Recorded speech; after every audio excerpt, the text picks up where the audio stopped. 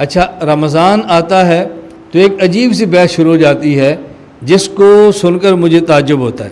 میں کئی بار تو حضرات سے کہتا ہوں کہ مجھے بعض باتوں پر نا بہت تعجب ہوتا ہے. تعجب کیا ہے کہ تراویح پڑھنی ہے پورا مہینہ، جو 8 کہتے ہیں وہ بھی، جو 20 کہتے ہیں وہ بھی، اور تراویح پڑھنی ہے پورا مہینہ جماعت سے، جو 8 کہتے ہیں وہ بھی اور جو 20 کہتے ہیں وہ بھی. یہ ایسی ہے بات.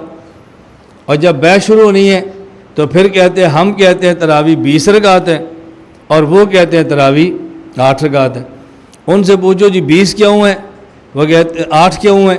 وہ کہتے ہیں اس لیے کہ اللہ کے نبی نے 8 پڑھی تھی.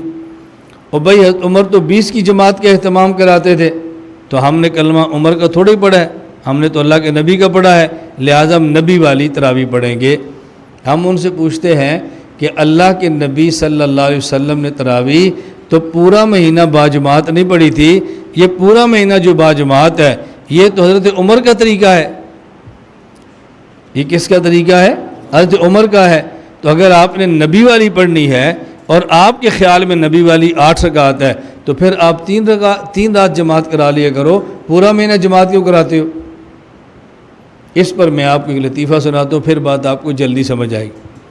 آج سے تقریباً 12 سال پہلے یا 13-14 سال پہلے، مجھے اب یاد نہیں ہے، بہرحال کافی سال پہلے لاہور میں نے 20 رکعت تراویح پر بیان کیا. جب واپس آ گیا تو مجھے فون آیا، ایک ساتھی نے کہا جی آج آپ نے تراویح پر بیان کیا ہے اور ہم نے آپ سے مناظرہ کرنا ہے. میں نے کہا کس پر؟ کہا جی تراویح پر. میں نے کہا بھی ہم مسئلہ کھولنا چاہتے ہیں، کسی کو ذلیل نہیں کرنا چاہتے. مناظر کی خواہش ہوتی ہے سوال چھپا کے رکھو، مناظرے کے وقت کریں گے تاکہ سامنے والا مناظر شرمندہ ہو. میں آپ کو سوال پہلے بتا دیتا ہوں تاکہ آپ تیاری کر کے آ جائیں اور مناظرے کے وقت آپ کو شرمندگی نہ ہو. آپ اپنے مناظر کو بتائیں بھی اس سوال کا جواب کس کا کیا ہے، تاکہ پہلے تیاری کر کے. مجھے کہتے ہیں جی ٹھیک ہے. میں نے کہا آپ تراویح کہاں سے ثابت کرو گے؟ کہا جی قرآن اور حدیث سے. میں نے کہا کتنی ثابت کرو گے؟ کہا جی نہ تراویح کہاں سے ثابت کرو گے؟ کہا جی قرآن اور حدیث سے. میں نے کہا قرآن میں تراویح کا ذکر ہے؟ مجھے کہتے ہیں نہیں. میں نے کہا جب قرآن میں تراویح کا ذکر ہی نہیں تو آپ قرآن سے ثابت کیسے کرو گے؟ نہیں ہم حدیث پاک سے ثابت کریں گے. میں نے کہا ٹھیک ہے. آپ کتنی رکعتیں ثابت کرو گے؟ کتنی رکعتیں؟ کہا جی 8. میں نے کہا جو آپ تراویح پڑھتے ہو بغیر جماعت کی یا با جماعت؟ کہا جی با جماعت.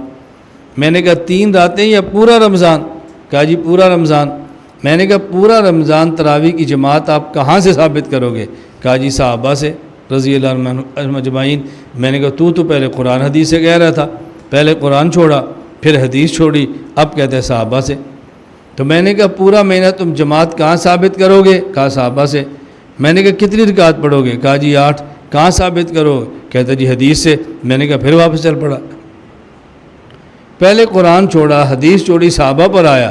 جب میں نے سوال کیا تو پھر واپس آ گیا. میں نے کہا مجھے ایک بات بتا، صحابہ کرام کو یہ پتہ تھا کہ رسول اللہ صلی اللہ علیہ وسلم نے کتنی راتیں پڑھی ہیں، تو ان کو یہ نہیں پتہ تھا کتنی رکعتیں پڑھی ہیں؟ یہ نہیں پتہ تھا.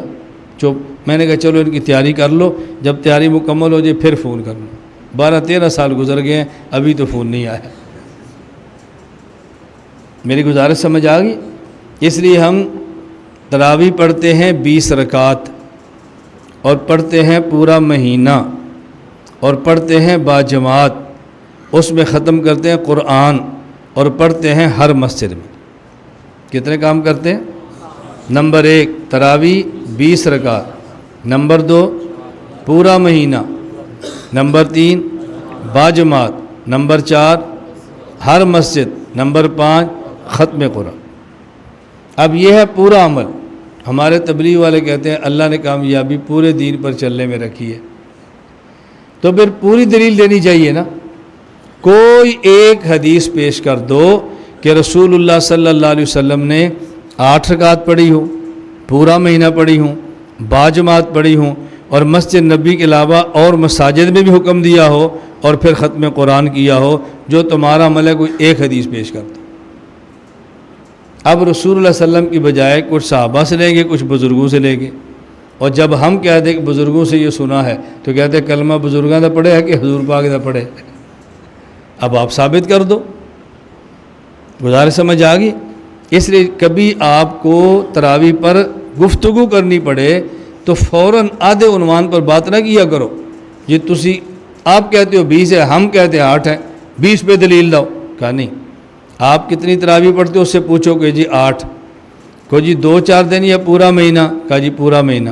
اکیلے اکیلے یا باجماعت؟ کہے گا جی باجماعت۔ ایک مسجد میں یا ہر مسجد میں؟ کہا جی ہر مسجد میں۔ اس میں قرآن ختم کرتے ہو کہ صورتیں؟ کہا جی قرآن۔ کو جی اب بسم اللہ پڑھو، لاؤ حدیث۔ نہیں ہم تو پورا قرآن نہیں پڑھتے، صورتیں پڑھتے ہیں۔ چلو ٹھیک ہے، لاؤ حدیث۔ اللہ اللہ خیر سے لاؤ حدیث۔ نہیں ملتی، چلو تعلیم الاسلام میں دیکھ لو، بہشتی زیور میں دیکھ لو، دیکھو فقہ کتاب میں سارے مسئلے لکھے پڑے ہیں۔ آپ فقہ کا انکار کر دو، حدیث سے دکھا دو، اور جب نہیں دکھا سکتے پھر فقہ کو مان لو۔ تو عبادات کے لیے ضروری ہے عبادت کا وقت، عبادت کا مقام، اور عبادت کو سمجھنے والے علماء۔ ان 3 چیزوں کا خیال کریں گے تو عبادات بہتر ہوگی، اور انشاءاللہ آخرت بہت عمدہ ہو جائے گی۔ اللہ ہمیں دنیا بھی اچھی عطا فرما دے، اللہ تعالی ہم سب کو آخرت بھی اچھی عطا فرما دے۔